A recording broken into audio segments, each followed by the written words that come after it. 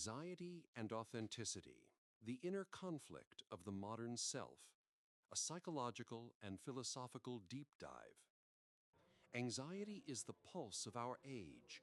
Beneath the noise of progress, productivity, and performance, something trembles quietly inside us.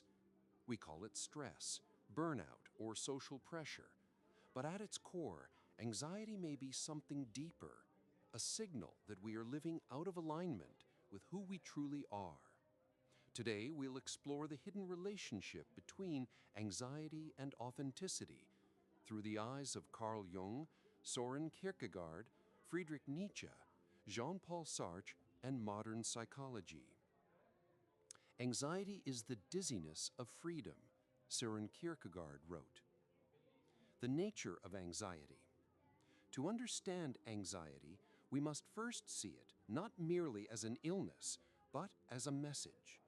In evolutionary psychology, anxiety is a survival mechanism, a response to threat.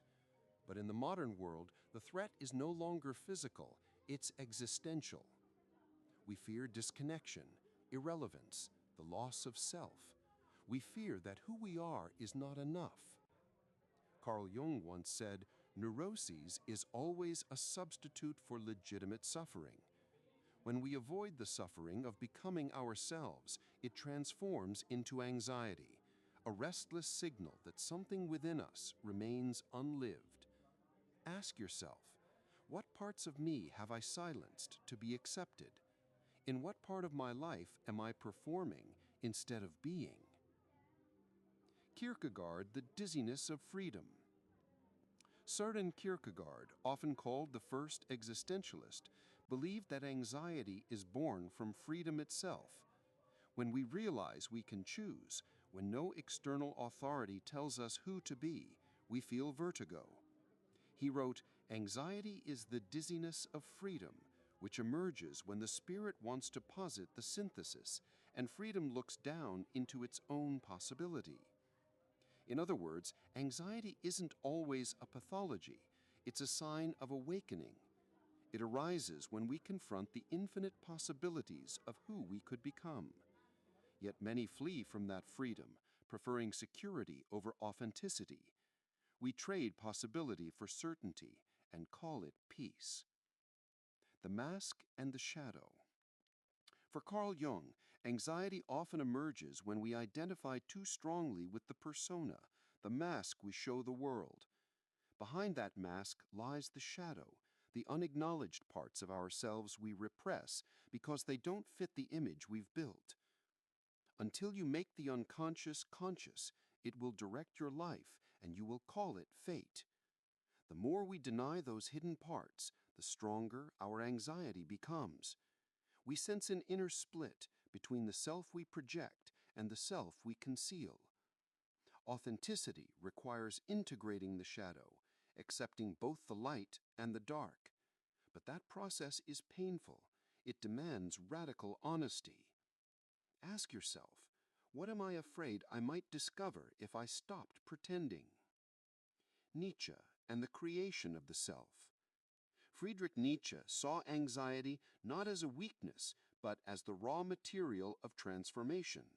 He urged us to embrace the chaos within, for as he wrote, one must still have chaos in oneself to give birth to a dancing star.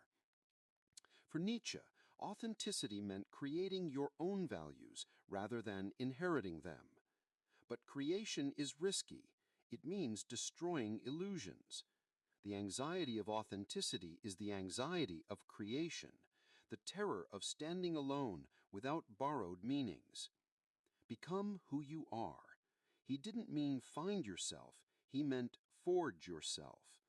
To live authentically is to risk being misunderstood, to endure solitude, and to bear the anxiety that comes with freedom. Sartre and the burden of choice. Jean-Paul Sartre called this the anguish of freedom. He said, "Man is condemned to be free, because once thrown into the world, he is responsible for everything he does." Anxiety for Sartre is the feeling of realizing that no one else can decide for us. There's no blueprint, no external script.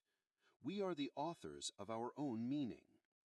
Most people, Sartre warned, live in bad faith, pretending they have no choice, hiding behind roles, routines, and social masks. It's easier to say, I had to, than I chose to. But that evasion breeds anxiety, because deep down we know the truth. Ask yourself, where in my life am I choosing to forget my own freedom? Erich Fromm, The Escape from Freedom. Erich Fromm, a social psychologist, saw this same pattern at the collective level. He wrote that modern people escape from freedom through conformity. We merge with the crowd to avoid isolation, but in doing so, we lose authenticity. The more a person gives up his individuality, the more he feels safe, Fromm wrote. But safety without selfhood is a kind of spiritual death. Fromm believed true freedom comes not from doing whatever we want, but from acting out of inner conviction, from being. Authenticity, then, is freedom with integrity. The psychology of modern anxiety. Modern psychology shows that anxiety often spikes when our inner values and outer actions are misaligned. We scroll through perfect lives, compare ourselves constantly, and begin performing identities we don't believe in. Our nervous systems weren't designed for this constant exposure. We live in a world where everyone watches, yet few truly see. The anxiety we feel isn't only personal, it's cultural, a symptom of collective disconnection from authenticity. So, how do we begin to heal this split between anxiety and authenticity? 1. Face your anxiety. Don't flee it. Anxiety is not your enemy. It's a guide pointing toward what needs attention. 2. Integrate your shadow. Bring awareness to the parts of yourself you hide. There's energy and creativity in that darkness. 3.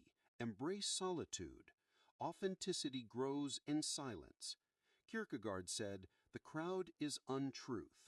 Sometimes truth whispers only when the world grows quiet. 4. Act from your own values. Ask yourself daily, is this choice mine or borrowed? 5. Turn anxiety into creation. As Nietzsche wrote, what is great in man is that he is a bridge and not a goal. Let anxiety be the bridge that leads you toward deeper authenticity. Perhaps anxiety and authenticity are not opposites, but partners. Anxiety arises whenever we stand at the threshold of becoming more real. So when it appears, don't numb it. Listen. It might be your deeper self asking to be lived. The self can't breathe behind a mask. Maybe the question isn't, how do I get rid of anxiety? Maybe it's, what truth in me is asking to be heard through it?